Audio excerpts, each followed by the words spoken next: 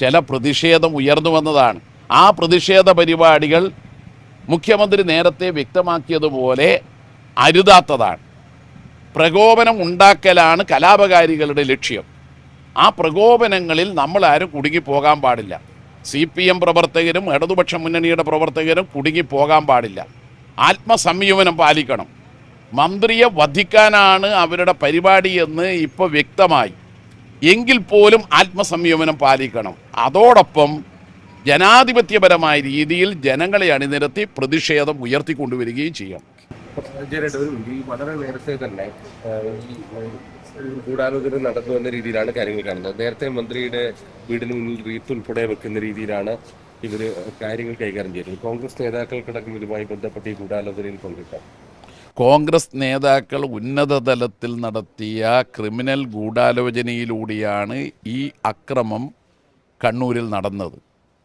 കണ്ണൂരിൽ മാത്രമല്ല, മന്ത്രി എവിടെ പോയാലും ആക്രമിക്കണമെന്നുള്ളതാണ് അവരുടെ ആലോചന. തുടക്കം കുറിച്ചതെന്താ? സമീപകാലത്തെ തുടക്കം റീത്ത് വെച്ചുകൊണ്ടാണ്. റീത്ത് വെച്ചതിനെക്കുറിച്ച് എന്താ പ്രതിപക്ഷ നേതാവും മുൻ പ്രതിപക്ഷ നേതാവും പറഞ്ഞത്? അത് കോൺഗ്രസിൻ്റെ സംസ്കാരമല്ല.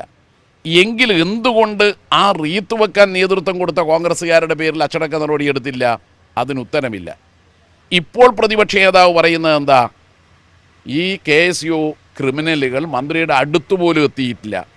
അതുകൊണ്ടാണ് ഞാൻ ഈ വിഷ്വൽ കൃത്യമായി പരിശോധിച്ചിട്ട് പറയുന്നത്, മന്ത്രിയുടെ തൊട്ടടുത്താണ് ഈ വലതുഭാഗത്തെ കഴുത്തിന് നേരെ കറുത്ത തുണിയുമെടുത്ത് ആ ക്രിമിനലുകളിൽ ഒരാൾ എത്തിയത്.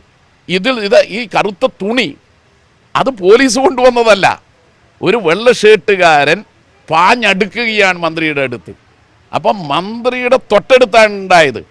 സ്വാഭാവികമായും ഷാഫി പറമ്പിൽ പുതിയുഗ യാത്ര അടിയുഗ യാത്രയാക്കി മാറ്റിയ കുറ്റ്യാടിയിലെ പരിപാടിയുടെ സമയത്ത് DCC ജനറൽ സെക്രട്ടറിയുടെ കഴുത്തിന് പിടിച്ച് പുറത്താക്കാൻ നോക്കിയതിനെ സ്നേഹത്തള്ളൽ എന്ന് വിശേഷിപ്പിച്ചവർ മന്ത്രിയുടെ അടുത്തുപോലും എത്തിയിട്ടില്ല എന്ന നുണ മാത്രമേ പറയുള്ളൂ.